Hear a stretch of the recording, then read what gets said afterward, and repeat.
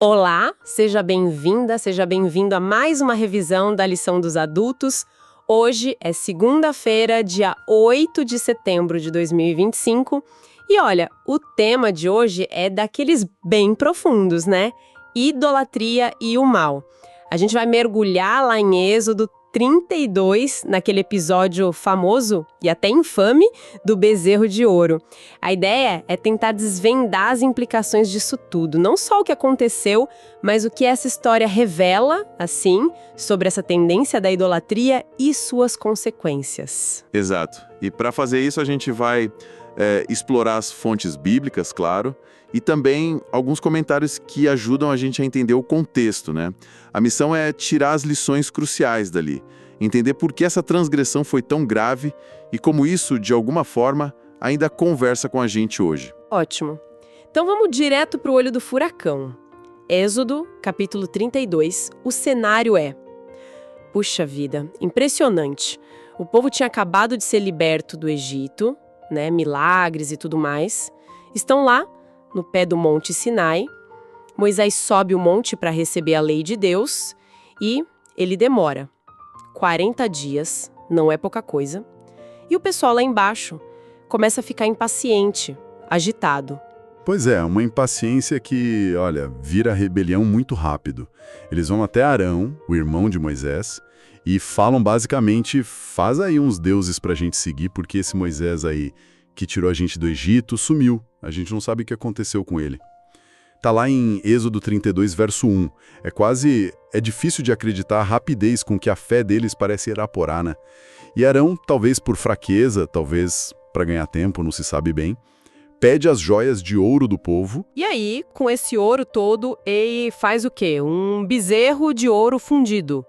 E a reação do povo? Imediata. Estes são os seus deuses, ó Israel, que tiraram vocês lá da terra do Egito. Está no verso 4. Puxa. E no dia seguinte, o verso 6 descreve o ápice dessa confusão toda. Levantaram-se de madrugada, ofereceram holocaustos, que eram sacrifícios de entrega total, né? E trouxeram ofertas pacíficas, que normalmente eram para celebrar comunhão. Só que a comunhão ali era com o ídolo. Exatamente. E o texto termina dizendo: o povo sentou-se para comer e beber e levantou-se para se divertir.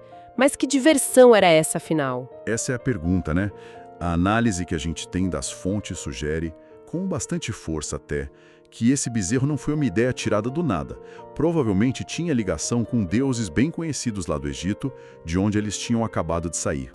As possibilidades mais faladas são o touro Apis, que era um deus da fertilidade e da força lá de Mênfis, ou talvez a deusa Hathor, que muitas vezes era representada com chifres de vaca. Então, escolher essa imagem foi um retrocesso gigantesco espiritual e culturalmente falando. Quer dizer, não era só criar um ídolo qualquer, era voltar a símbolos da cultura que os escravizou. Isso torna tudo ainda pior, né? Porque era uma rejeição direta, assim, na cara do Deus que os libertou daquele sistema de opressão e idolatria. Precisamente. Foi uma violação direta dos 2 primeiros mandamentos. Aqueles que eles tinham ouvido Deus falar há pouco tempo. Êxodo 20, versos 3 a 6. Não terás outros deuses diante de mim, e não farás para ti imagem de escultura. Não as adorarás. Era mais que desobedecer. Era rasgar a aliança, o pacto que Deus tinha feito com eles. Estavam trocando o Deus vivo, pessoal que liberta, por uma imagem parada, feita por eles mesmos, que representava forças da natureza ou sei lá o que os egípcios adoravam. É uma inversão que chega a ser difícil de processar, sabe? Adorar a criatura em vez do Criador. O metal derretido, obra das próprias mãos no lugar de quem os criou e salvou. As fontes até lembram, e com razão, de outras passagens que falam da inutilidade dos ídolos, né? Salmos 115, 135, trechos de Isaías, como no capítulo 44, descrevem com uma ironia até, né? Ídolos têm boca, mas não falam, olhos, mas não veem. Ouvidos, mas não ouvem. São impotentes. Criados à imagem de Deus, Gênesis 1, 27. Isso nos dá dignidade e propósito. A idolatria vira isso de cabeça para baixo. Nós criamos deuses à nossa imagem, ou pior, né? A imagem de bichos, de objetos, a gente rebaixa o divino para o nível material. Isaías também fala disso, da loucura que é confiar em ídolos. Então veja bem, não é só um errinho de ritual, é uma distorção da realidade, uma negação da transcendência de Deus e da nossa própria identidade como criaturas dele. É um pecado muito grave. E o impacto disso não ficou só no ato de adorar o bezerro, né?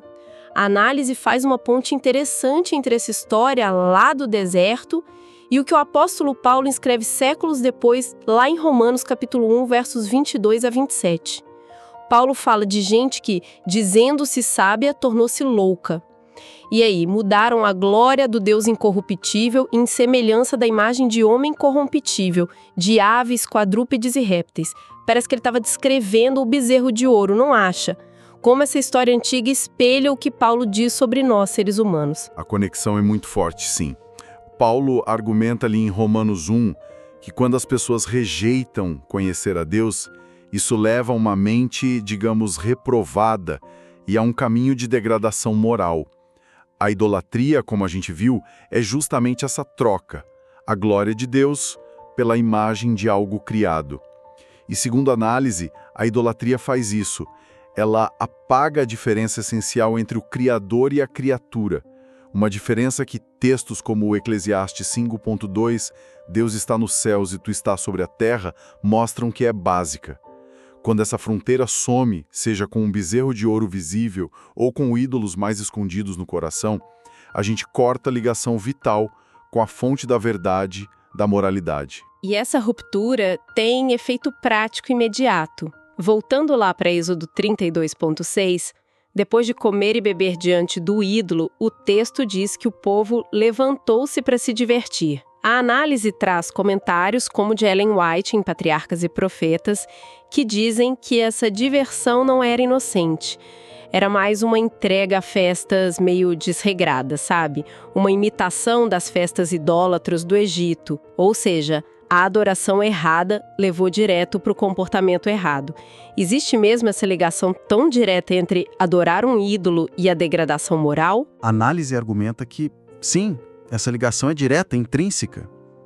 Quando você abandona o padrão do Criador, que é absoluto, os padrões morais ficam o quê?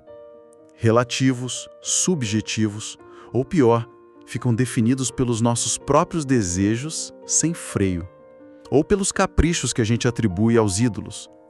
A adoração molda quem adora.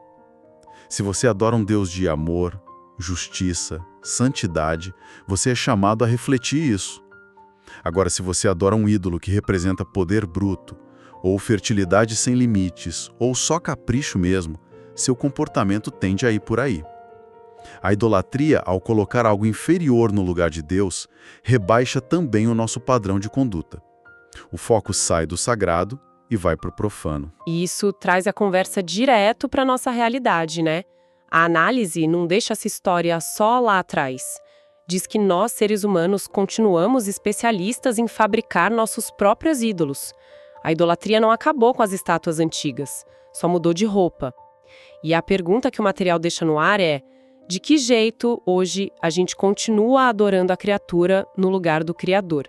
Quais são os bezerros de ouro de hoje em dia? É verdade que outras partes do estudo vão mais fundo nisso, mas a ideia central já está aqui.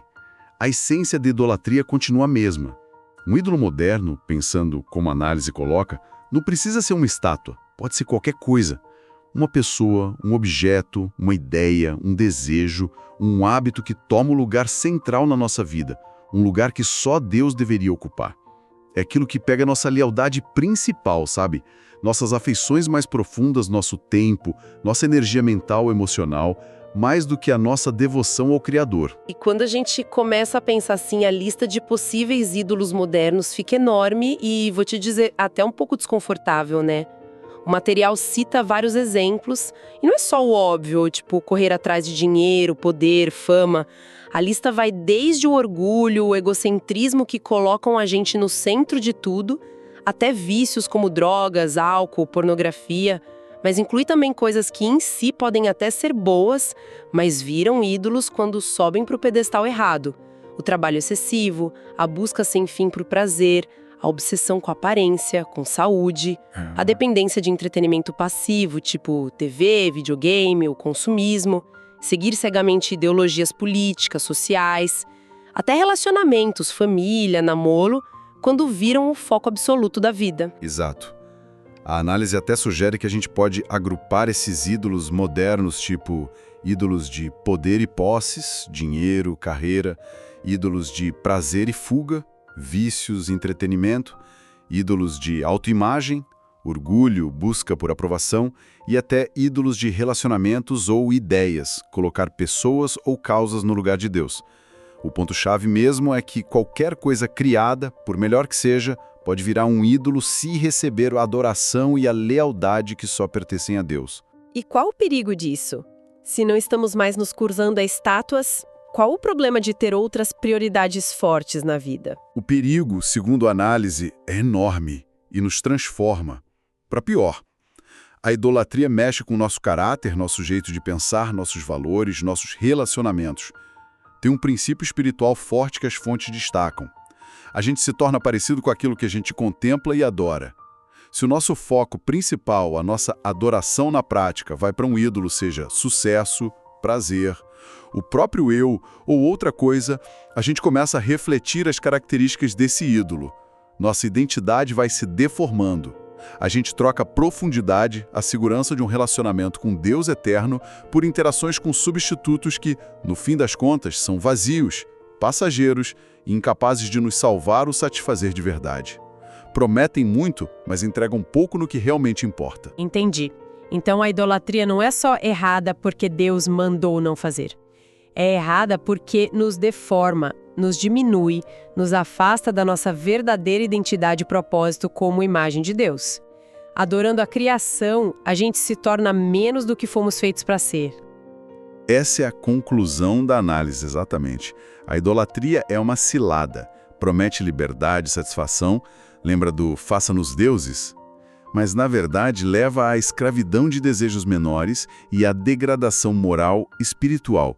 É uma troca péssima da realidade divina pela ilusão de um substituto criado. Então, resumindo o que a gente conversou aqui sobre o bezerro de ouro e a idolatria, não é só um evento lá do passado. É um modelo de como a gente tende a tirar o olho do Criador e colocar na criação. Essa troca quebra a aliança com Deus, inverte a ordem das coisas e, inevitavelmente, leva a uma queda moral, a uma deformação do caráter. E isso não ficou lá no deserto do Sinai. Acontece hoje, de jeitos diferentes, mas igualmente perigosos. Perfeito resumo. E isso nos deixa com uma pergunta final para pensar, que sai direto dessa análise toda. Se nós somos, como diz o material, tão criativos e inventivos para fabricar ídolos, e se até coisas boas podem virar ídolos, como é que a gente pode ficar vigilante? Como podemos, assim, de forma honesta, regular, olhar para dentro e ver o que realmente está sentado no trono do nosso coração? O que é o centro de gravidade das nossas afeições, do nosso tempo, da nossa energia? A análise nos desafia a garantir que esse centro seja ocupado pelo Criador e não por uma criação nossa, por mais sutil ou bonita que ela pareça. Essa autoavaliação constante parece ser a chave para não cair nas mesmas armadilhas, sejam elas antigas ou modernas. Uma pergunta fundamental para a gente levar, sem dúvida. Essa análise mostra que a luta contra a idolatria é um caminho constante, né? De realinhar nossas prioridades e nossa adoração. Até amanhã no próximo estudo. Até mais.